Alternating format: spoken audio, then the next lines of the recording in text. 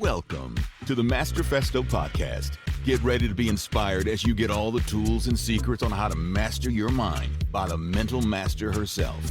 She's a speaker, inspirational coach, and author. Here's your host, Isabel Elias, the Queen of Inspiration.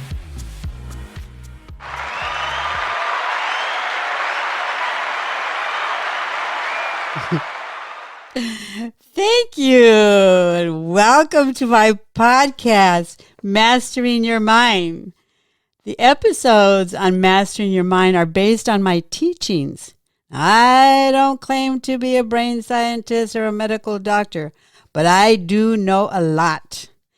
The brain and mind have been a fascination concept for me. I've been studying this since my college days, decades ago. After leaving my elementary teaching career, I went into a whole new area of teaching and coaching using the theory of the mind methodology.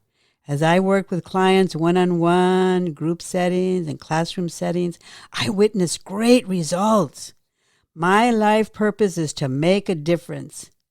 This is how I can live my purpose. In the last episode, we learned about the mind and brain connection.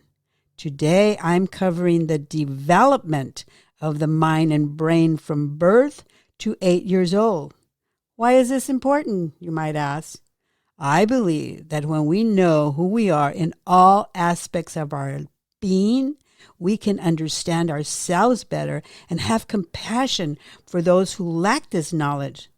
One way to expose others is to give out this information and try to explain it. Good luck. Or better and easier is to share this podcast. Here's what you can expect from the episodes on Mastering Your Mind. The episodes will be weekly on Tuesday for about 30 minutes.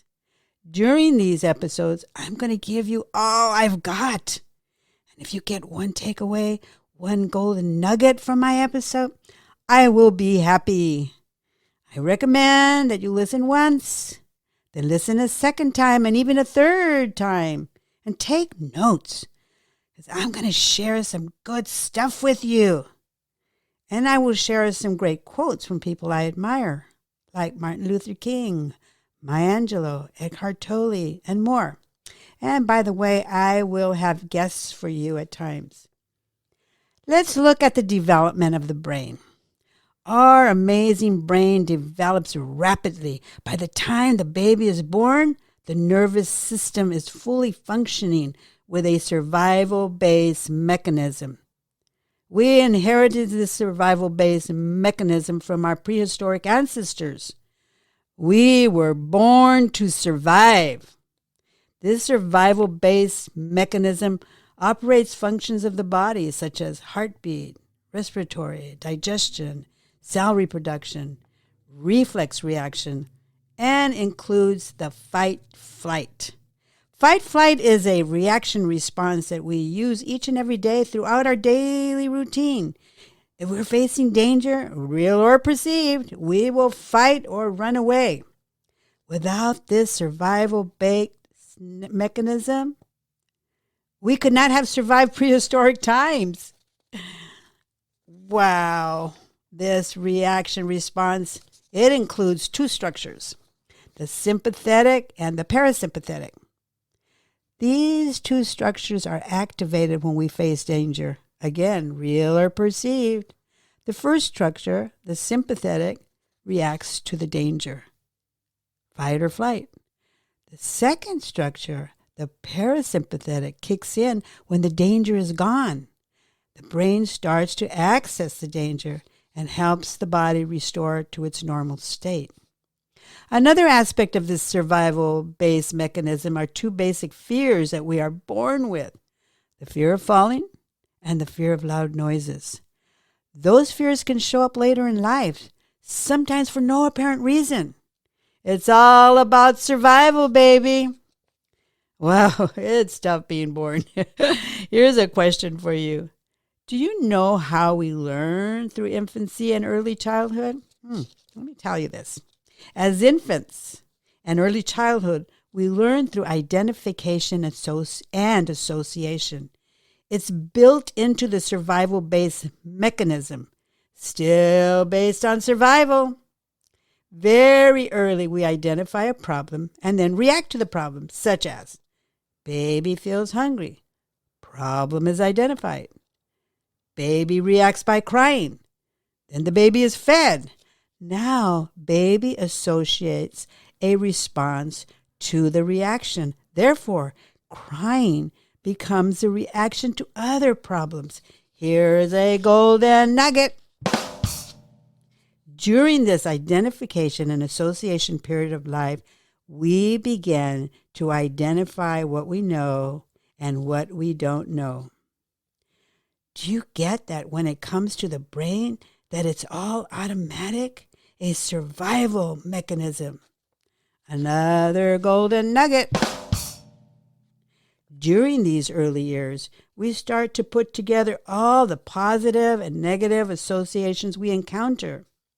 We can say that we have been programmed to believe what we believe and behave how we behave. We are adults living the life that the child created. Have you ever wondered why you keep making the same mistakes over and over? It's all programmed very early in your life. Don't blame yourself. If you want to blame anyone, blame the child. As the child makes more connections and with daily experiences, it becomes the mental perception of the baby's world. The baby knows what it knows without any judgment, no evaluation, no filter. Everything the child is learning is completely accepted as the truth. There's no right or wrong. Now there is only pleasure and pain. The child knows love and attention, and unfortunately, it knows abuse if abuse is in the child's life. As the baby and young child's brain continues to develop, and all the connections for learning are also developing, the mind is producing thoughts. As these mental thoughts develop, there is an accumulation of these knowns. These collected knowns are held tenaciously by the mind, even if these knowns are incorrect perceptions of reality. The mind recognizes the knowns as pleasure, and anything that is not known, the unknown, the mind recognizes the unknowns as pain. The accumulation of these knowns can last a lifetime. Here's a golden nugget. The mind will reject anything that is considered unknown. The mind becomes fearful of anything that is new and different. The mind does not like change. Even if something unknown is good for the child, the mind will reject it as painful because it is not known.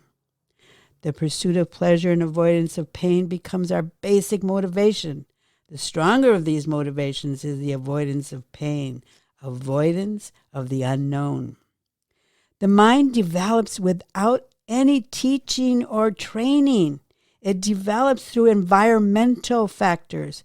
My people, you can't and didn't mess up your child. Stop blaming yourself. Even if you provided the best environment with both parents present, your child's environment also includes other adults and school and friends. Your child's mind develops through pretend play, interactions with their siblings and other children, communicating his or her wants and needs. The development of the mind helps the child become more socially competent, a better communicator, and better able to resolve conflicts with her friends, and most important, happier in school and more popular with peers. Positive environmental factors help develop good opportunities for mental growth. Traumatic events and abuse can damage that growth. The damage can last a lifetime. Fortunately, our minds can make good positive changes with lots of work.